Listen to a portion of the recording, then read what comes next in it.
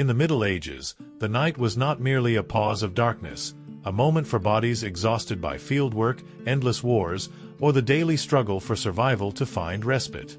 It was a realm of its own, a threshold where the mundane faded and the supernatural took hold, as if the world transformed into a stage where demons could perform their most terrifying acts. Nightmares, far from being the products of a restless mind that we now explain with terms like REM phase or psychological stress, were for the men and women of that time a spiritual battlefield, a space where the forces of evil could infiltrate to sow chaos, tempt the soul, or, in the worst cases, claim it for hell. Imagine living in a medieval village, with wooden houses creaking under a wind that seemed to whisper threats, surrounded by dark forests hiding unknown creatures and a night sky where every shooting star could be a divine message or a demon playing tricks. Sleep was not a refuge. It was an incursion into a territory where you might encounter a horned being, a vengeful specter, or a vision of the Last Judgment that made you wish you'd never closed your eyes. In this world, extinguishing the candle and lying down was an act of courage, or perhaps resignation, because you knew that sleep could be a trap set by forces beyond your control. The belief that demons visited dreams was not a tale to keep children in their beds. It was a certainty as solid as the walls of a castle, as unquestionable as the tolling of bells marking the hours of prayer. In an era where Christianity was not just a religion but the lens through which every aspect of existence was interpreted, dreams were an ambiguous terrain, a place where the divine and the demonic could intersect. The Church, with its absolute authority, had a clear stance. Dreams could be messages from God, traps of the devil, or, at best, the result of a heavy meal or a restless mind. But nightmares, those episodes that left you waking with a racing heart and the feeling that something evil had been too close, were almost always attributed to the influence of Satan or his minions, who apparently had a very busy nocturnal agenda. This belief was not a whim. It was deeply rooted in a worldview that saw the world as a constant battleground between good and evil, where even the act of sleeping was an opportunity for dark forces to make their move. To understand this fascination with dream demons, one must delve into the medieval mindset, a crucible where Christian fervor, echoes of pagan traditions, and an imagination fueled by fear of the unknown melded together. Saint Augustine, whose ideas resonated centuries after his death, had argued in the 4th century that dreams were a space where the soul could be tested. In his work De Genesi ad Litteram, he suggested that demons could infiltrate the mind to plant temptations, show disturbing images, or even attempt to seize the soul. These ideas didn't remain confined to dusty monastery parchments. They filtered down to the remotest villages, where a peasant might wake convinced that a nightmare was a sign something was amiss in their spiritual life. It wasn't uncommon for a bad dream to lead to a hasty confession or a visit to the local priest, because no one wanted to risk the devil gaining free access to their soul for not praying enough. Other theologians, like Saint Gregory the Great, reinforced this idea in his Moralia in Job, arguing that dreams could reflect a person's moral state, a mirror where hidden sins surfaced as terrifying visions. These theological ideas intertwined with popular traditions, creating a web of beliefs that made nightmares both a spiritual and cultural phenomenon. Medieval nightmares were not mere unsettling dreams. They were, according to belief, encounters with supernatural entities that could have real consequences. Among the most notorious demons were incubi and succubi, creatures that seemed to specialize in making sleep both seductive and terrifying. An incubus, a male demon, was said to visit women in their dreams, not only to tempt them with promises of pleasure but to steal their vital energy or even sire hybrid creatures known as cambions, believed to be born human but with a touch of supernatural evil. Succubi, on the other hand, preyed on men, appearing as irresistible figures that left behind guilt, fear, and, in some cases, an urgent visit to the confessor. Waking from such a dream was no laughing matter. It was a spiritual emergency that could lead you to question your own virtue or, worse, fear that a demon had left a mark on your soul. These beliefs had roots in biblical and apocryphal texts, like the stories of fallen angels in the Book of Enoch, which recounted unions between supernatural beings and humans, and in pagan traditions that spoke of nocturnal spirits, such as Greek lamii or Roman genii, who seduced mortals in the dark. In the Middle Ages, these ideas were Christianized, transforming lamii into demons in Satan's service. But nightmares weren't limited to these risque encounters. They could be visions of broader horrors, armies of demons with claws and fangs, infernal landscapes where flames never died, or the sensation of being pursued by an unseen presence you felt in every fiber of your being. One of the most feared phenomena was what we now call sleep paralysis, the experience of being awake but immobilized, with a weight on your chest as if an invisible creature were crushing you. In the Middle Ages, this was attributed to specific demons, like the Pesanta in Catalonia, a hairy, heavy being that sat on the sleeper, or the Alp in Germanic regions, a spirit that smothered its victims during sleep. In England, they spoke of the old hag, a similar figure that crushed sleepers, while in Slavic lands, the zmora served a comparable role. In the Baltic regions, the mara was mentioned, a spirit that not only caused nightmares but could tangle the victim's hair, leaving knots as proof of its visit. In southern Italy, the phantasma was spoken of, an entity blending Christian and pagan elements, believed to attack sleepers on full moon nights. Today, we know sleep paralysis is a neurological phenomenon, a disconnect between the conscious mind and the body during sleep, but in the 13th century, waking in that state was undeniable proof that the devil or one of his minions had paid you a personal visit. The Church, ever vigilant against spiritual threats, offered strict guidance on interpreting dreams. According to theologians, there were 3 types of dreams: divine, sent by God to reveal truths or guide the faithful; demonic, orchestrated by the devil to corrupt or terrify; and mundane, caused by unglamorous things like indigestion or fleeting worries. Divine dreams were rare, almost exclusive to saints or prophets, like Joseph's dream in the Gospel, where an angel warned him of Herod's danger. Mundane dreams were harmless but irrelevant, the medieval equivalent of dreaming you forgot where you parked your cart. But demonic dreams, those were the real problem. A nightmare could be a sign you'd fallen into temptation, offended God, or attracted the attention of a demon with a personal grudge. In a world where faith was the currency, a recurring nightmare could send you straight to the confessional or, in extreme cases, to an Inquisition interrogation, which wasn't exactly known for its sense of humor.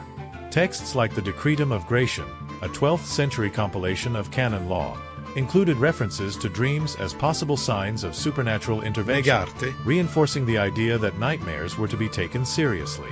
Other texts, like Isidore of Seville's Etymology, offered classifications of dreams that blended theological and popular categories, solidifying the notion that nightmares were a dangerous terrain.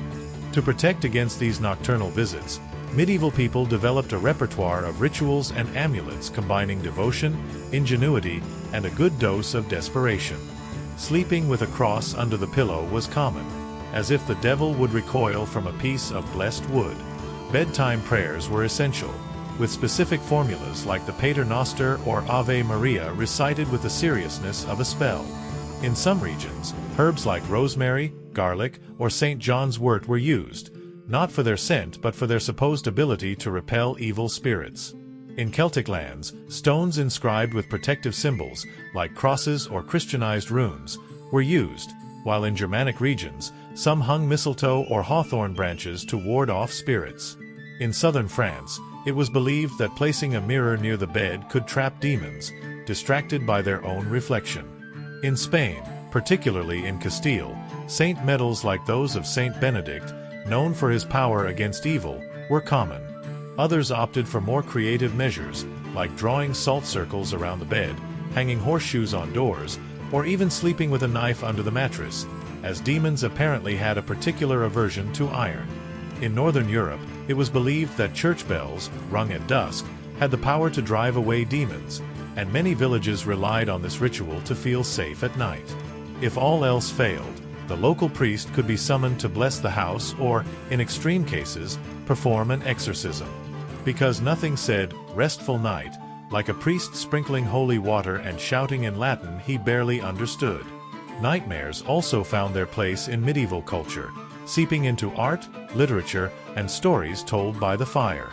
Illuminated manuscripts, those books monks copied with a patience that seems heroic today, were filled with images of demons stalking sleepers. These creatures were far from pleasant. Deformed faces, serpent tails, twisted horns, and a creativity for chaos that would make modern movie monsters pale in comparison. In the Lattrell Psalter, a 14th century English manuscript, you find images of hybrid creatures, half human, half demonic, designed to terrify anyone who saw them. In churches, frescoes and gargoyles reminded the faithful that the devil never slept, even when they did. In Gothic cathedrals like Chartres or Notre Dame, sculptures of demons and monsters served as a constant warning of the dangers lurking in the night. Popular stories, passed down orally, recounted tales of men and women deceived or destroyed by demons in their dreams. In England, legends of the Black Shuck, a demonic dog that could appear in dreams, were common in the coastal regions of East Anglia. In Scotland, tales of kelpies, water spirits that infiltrated dreams to lure sleepers to lakes and rivers, were widespread. These stories didn't just aim to scare but also to reinforce moral norms. Keep the faith, resist temptation, and above all, don't make deals with creatures appearing in your dreams offering a castle for your soul. Yet nightmares weren't always seen as a curse.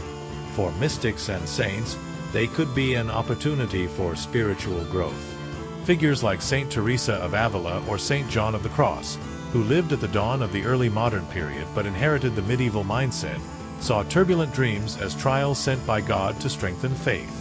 Saint Teresa, in her Book of Life, described visions that could be divine or demonic, emphasizing the importance of humility and prayer to discern their origin. Saint John of the Cross, in his mystical treatises like Ascent of Mount Carmel, suggested that dreams could reflect the soul's inner struggles, a testing ground where faith had to prevail over fear. Distinguishing between a divine and a demonic dream was an art, and mystics devoted entire pages to explaining how, analyzing details like the clarity of images, the sense of peace or unease they left, or even the context in which they occurred. In the Speculum Virginum, a 12th century text for nuns, warnings were issued about the dangers of dreams manipulated by the devil, urging nuns to seek guidance from their superiors. For the rest of the population, however, a nightmare was usually a sign something was wrong. Maybe you'd offended a neighbor, forgotten a prayer, or, worst of all, eaten meat on a Friday, which was clearly an open invitation for demons. In this sense, nightmares were like a spiritual alarm system, a reminder that the supernatural world was always watching. Medieval medicine also had its own take on nightmares, though its methods were far from modern science. Based on the humoral theory of Hippocrates and Galen, physicians believed dreams could result from physical imbalances. An excess of black bile, for instance, could plunge you into melancholy, leading to dark dreams filled with images of death or despair. The cure wasn't a therapy session, but measures like bloodletting, purges, or strict diets that, with luck, didn't kill you before curing you. In the 13th century, physicians like Arnold of Villanova recommended calming herbs like valerian, chamomile, or lavender to balance the humors, but also warned that persistent nightmares could be a sign of demonic influence. In his treatise De Somniis, Arnold explored the connection between dreams and health, suggesting that nightmares could stem from a mix of physical and spiritual factors. Other physicians, like Bernard of Gordon in his Lilia Medicinae, suggested nightmares could be linked to excessive consumption of certain foods, like red wine or heavy meats, but never ruled out the possibility of supernatural intervention. In a world where the natural and supernatural intertwined, a physician might prescribe an herbal infusion and, just in case, suggest saying a couple of Our Fathers. This duality reflected the medieval mindset. Even the most rational approaches left room for the supernatural. Alchemy, a field blending science and mysticism, also influenced interpretations of nightmares. In the 13th century, thinkers like Albertus Magnus, a theologian and philosopher who dabbled in alchemy, suggested that dreams could be influenced by cosmic forces, like planets or elements. In his De Mineralibus, Albertus explored the idea that certain materials, like sulfur or mercury, could affect the mind and provoke disturbing dreams.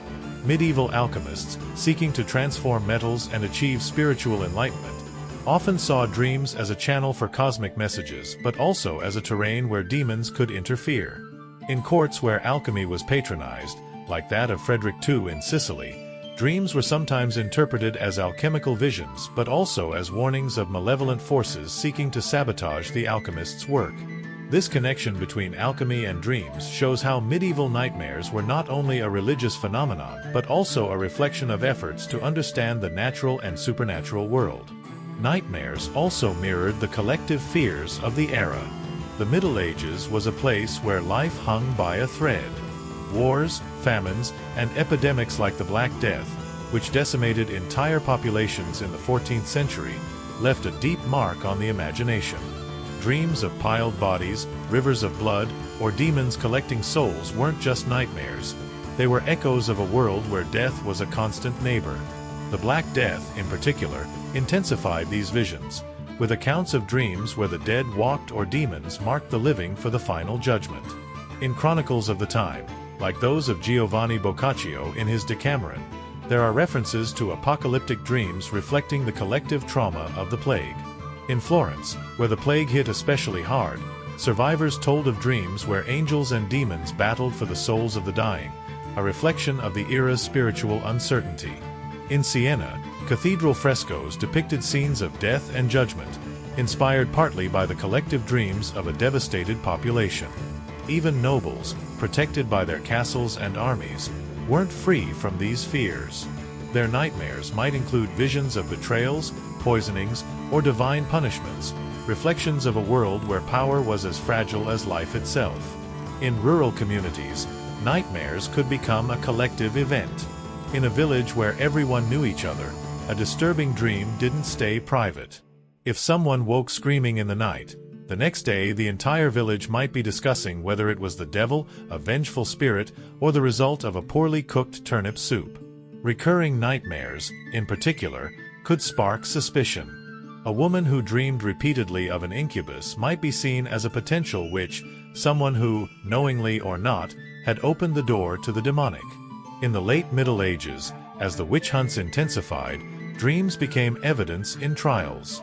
The Malleus Maleficarum, a key text for inquisitors published in 1486 by Heinrich Kramer and Jacob Sprenger, devoted entire chapters to how demons manipulated dreams to corrupt people, making a nightmare a potential death sentence.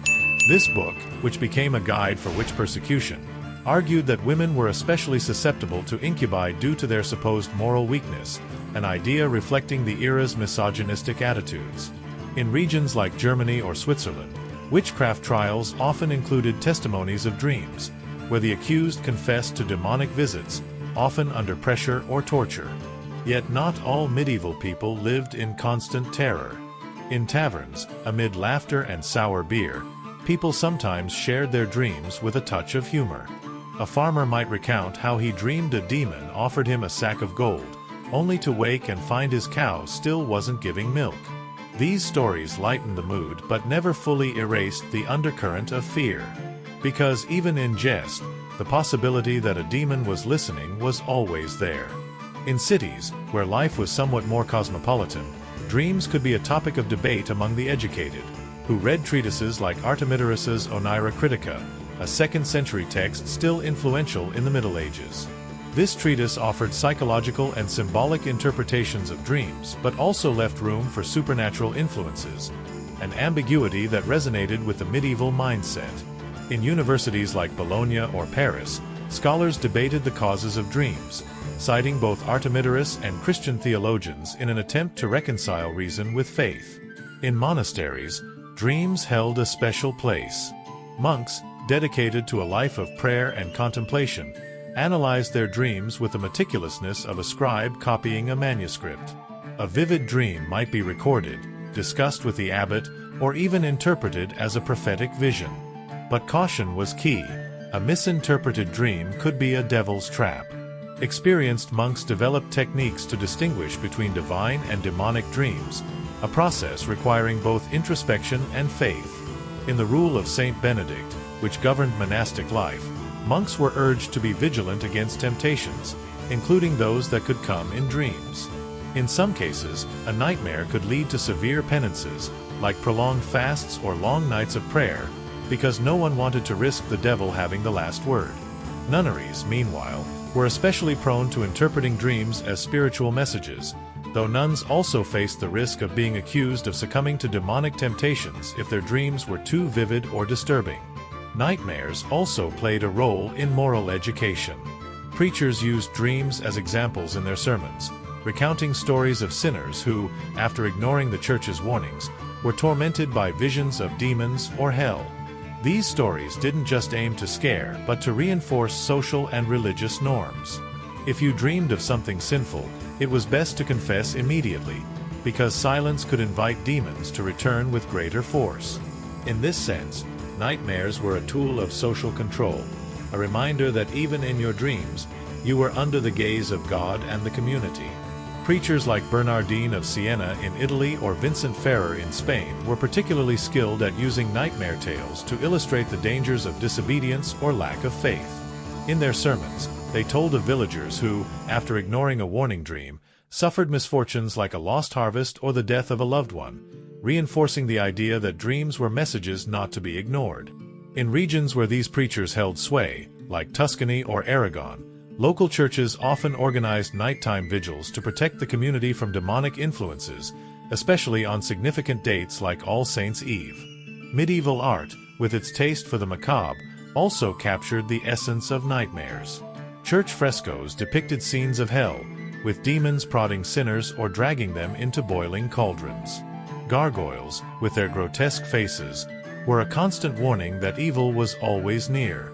Illuminated manuscripts were a catalogue of dreamlike horrors, with demons that seemed plucked from a monk's worst nightmares. In the Book of Hours by the Limborg brothers, for instance, you find images of demons tormenting sleepers, with details so vivid you wonder if the artists had their own nightmares while working. In Gothic cathedrals like Chartres or Notre Dame, sculptures of demons and monsters served as a constant reminder of the dangers lurking in the night. In rural areas, where access to art was limited, oral stories and woodcuts served a similar purpose, depicting demons that could appear in the dreams of the unwary. Nightmares varied by region. In Northern Europe, where winters were long and dark, dreams might be populated by forest spirits, like the Scandinavian Draugr, who foretold misfortune. In Norse sagas, like the poetic Edda, prophetic dreams warned of betrayals or deaths, but nightmares also featured creatures like mares, evil spirits that tormented sleepers. In Scandinavia, it was believed Draugr could enter dreams to avenge the living, especially if a grave had been desecrated. In the south, more influenced by Mediterranean Christianity, nightmares often revolved around themes of temptation or divine punishment. In Spain, stories of the Santa Campana, a procession of tormented souls, could infiltrate dreams, especially on moonless nights, particularly in Galicia, where crossroads were considered portals to the spiritual world. In Italy, nightmares might be influenced by tales of local saints, like San Gennaro in Naples, whose visions were both a comfort and a warning. In the Alpine regions, tales of the Perchten, spirits that appeared in dreams during winter to punish those who strayed from tradition, were common. In Slavic lands, stories of the domovoi, household spirits that could turn malevolent, influenced nightmares, especially if the home wasn't properly protected. These differences show how nightmares reflected local beliefs and fears, adapting to each culture's particularities. Nightmares were also influenced by the seasons. During harvest months, when work was grueling and nights short, dreams might reflect anxiety about the weather or fear that a storm would ruin crops. Peasants dreamed of demons ravaging fields or dark figures stealing grain, reflections of their survival concerns. In winter, when nights were long and cold seeped through the cracks of houses, nightmares could take a darker tone, populated by spirits of the dead or creatures lurking in the snow. In Nordic regions, winter dreams might include images of demonic wolves or ice giants, inspired by pre-Christian mythologies. In spring, dreams could be marked by hope for renewal but also fear of floods or plagues that could ruin the year. In summer, nightmares might reflect physical exhaustion or fear of bandit raids or enemy armies, especially in regions ravaged by feudal wars. In England, during the 100 Years' War, villagers' dreams often included images of invading armies or demons chasing them, a reflection of the era's tensions. These seasonal variations show how dreams were not only a reflection of the individual psyche, but also of the material conditions of medieval life. The connection between nightmares and death was another recurring theme. In a world where life expectancy was short and death could come from disease, war, or famine, it's no surprise that dreams were filled with images of graveyards, skeletons, and tormented souls. The Black Death, which ravaged Europe in the 14th century, intensified these visions. Dreams of piled bodies, rivers of blood, or demons collecting souls were common in the hardest-hit regions. In chronicles of the time, like those of Jean Froissart, there are references to apocalyptic dreams reflecting the collective trauma of the plague. In cities like Siena or Paris, survivors told of dreams where angels and demons battled for the souls of the dying, a reflection of the era's spiritual uncertainty.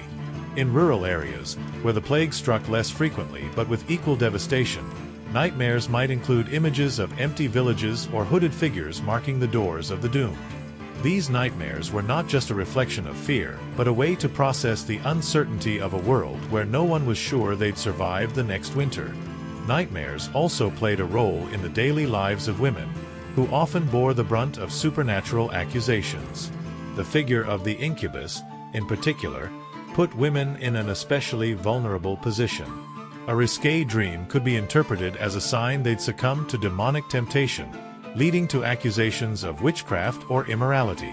In a world where female purity was closely scrutinized, a nightmare could become a social burden. Men, though not entirely free from suspicion, usually had more leeway to explain their dreams as the result of bad digestion or too much ale. This gender disparity reflected the era's power structures, where women were more easily accused of consorting with the devil, especially in the context of the witch hunts that intensified in the 15th century. In regions like Germany or Switzerland, witchcraft trials often included dream testimonies, where the accused confessed to demonic visits, often under pressure or torture. In England, the case of the Pendle witches in the 17th century, though post-medieval, shows how beliefs in demonic dreams persisted, with accusations based on nocturnal visions. Nightmares also had an impact on social and political dynamics. In an era where authority depended on maintaining spiritual order, a disturbing dream could be used to justify measures like taxes for masses or the persecution of supposed heretics. In courts, nightmares could be manipulated to discredit rivals, with nobles accusing enemies of being under demonic influence. In 14th century France, during the political tensions between the Valois and Plantagenets, dreams could be used as propaganda, with tales of demonic visions attributed to enemies to undermine their legitimacy. In England, during the Wars of the Roses, prophetic dreams were sometimes used to justify alliances or betrayals, with leaders claiming divine warnings in their sleep. In the Spain of the Catholic monarchs, prophetic dreams were taken seriously, especially during the Reconquista, when visions of saints or demons could justify military campaigns. These political interpretations of dreams show how nightmares could transcend the personal realm and become tools of power. The influence of nightmares extended beyond Europe. In colonized regions, Christian beliefs about dream demons merged with local traditions, creating new myths. In Mexico, for example, missionaries introduced the idea of incubi, which blended with indigenous beliefs about nocturnal spirits like the Tzitzimime, celestial demons that descended in the dark. In the Chronicles of Bernardino de Sahagun, indigenous dreams are described where pre-Hispanic gods mingled with Christian demonic figures, creating a syncretism that reflected the tensions of colonization. In Africa, in regions like the Portuguese colonized Congo, Christian beliefs about demonic dreams mixed with local traditions about ancestors and spirits, creating a rich tapestry of myths that persisted for centuries.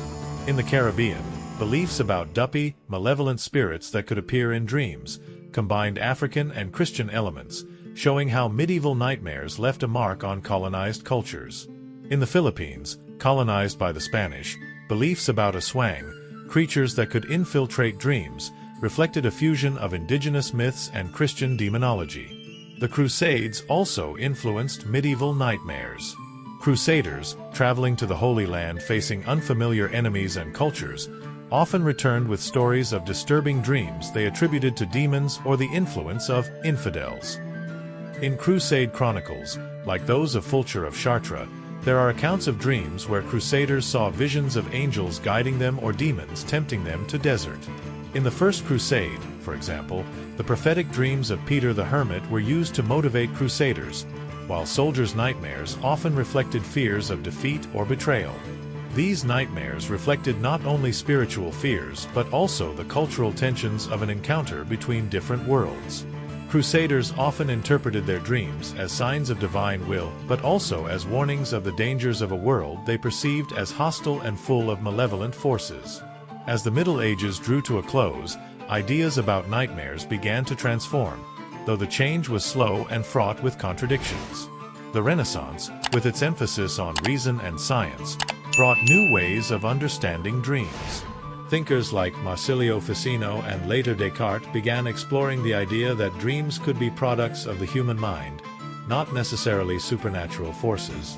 Ficino, in his De Vita, suggested that dreams could be influenced by the stars but also by imagination and emotions, a step toward a more psychological understanding.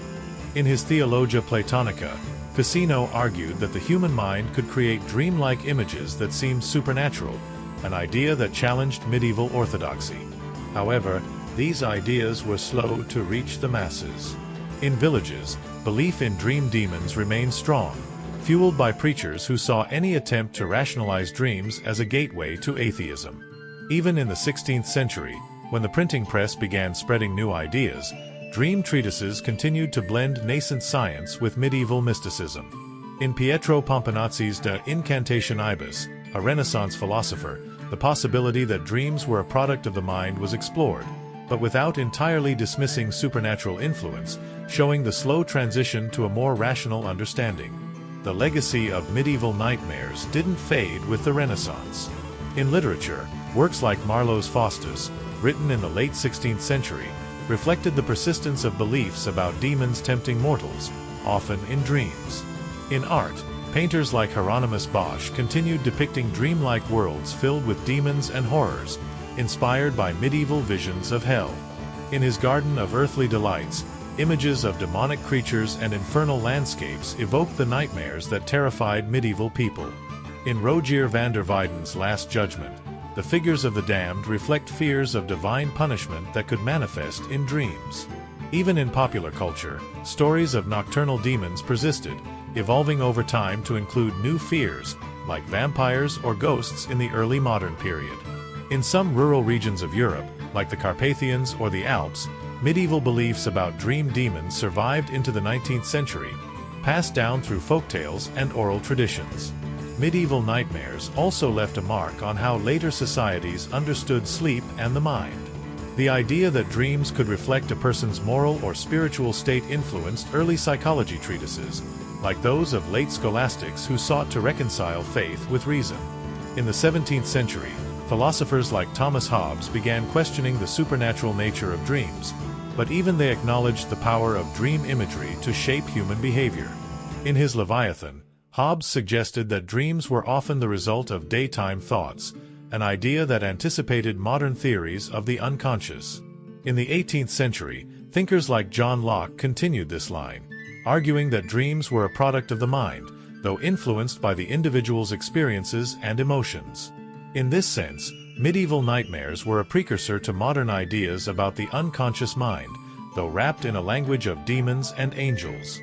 Nightmares also impacted chivalric literature, a popular genre in the late Middle Ages. In romances like Thomas Malory's La Morte d'Arthur, knights often experienced prophetic or disturbing dreams that guided their quests or warned of dangers. In the story of Sir Gawain, for example, dreams play a crucial role, with visions blending divine and demonic elements, reflecting the ambiguity of medieval dreams. In the Roman de la Rose, a 13th-century allegorical poem, dreams are a vehicle for exploring themes of love and morality but also include images of temptation that evoke demonic nightmares. These stories didn't just entertain but reinforced the idea that dreams were a channel for the supernatural, for better or worse. In everyday life, nightmares also influenced household practices. In medieval homes, especially in rural areas, specific measures were taken to protect the home from demonic influences. Besides amulets and prayers, some families painted protective symbols on doors or placed blessed objects, like relics or saint medals, near beds. In Northern Europe, it was believed that church bells, rung at dusk, had the power to drive away demons, and many villages relied on this ritual to feel safe at night. In southern Europe, particularly in Italy and Spain, nighttime processions, like those dedicated to the Virgin Mary, were seen as a way to protect the community from evil forces that could infiltrate dreams. In Castile, processions for the Virgin of Guadalupe were especially popular, with the faithful praying for protection against nocturnal demons. Nightmares also shaped children's education. Medieval parents often told stories of nocturnal demons to teach their children the importance of obedience and devotion. In villages, mothers warned children that failing to pray before bed could attract creatures like the bogeyman or the koko, figures that, while more associated with folklore, were steeped in the same demonological logic as adult nightmares. In Slavic regions, tales of the babo, a spirit that appeared in the dreams of disobedient children, were common. These stories didn't just aim to keep children in line, but to instill a healthy fear of the supernatural world, a fear that would follow them into adulthood. In monastic schools, children learned specific prayers to protect against nightmares, like the Salve Regina, recited before bed to invoke the Virgin Mary's protection. In the political realm, nightmares could have unexpected consequences. In royal courts, the dreams of monarchs were often interpreted by advisors or clerics, who could use them to influence political decisions.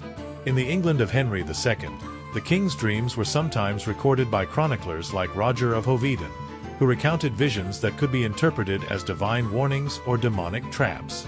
In the Spain of the Catholic monarchs, prophetic dreams were taken seriously, especially during the Reconquista, when visions of saints or demons could justify military campaigns.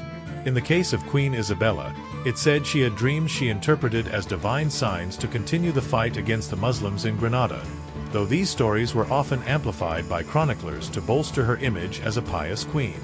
These political interpretations of dreams show how nightmares could transcend the personal realm and become tools of power. Nightmares also reflected tensions between social classes. While nobles could afford to consult theologians or physicians to interpret their dreams, peasants relied on local priests or folk traditions, which were often more superstitious.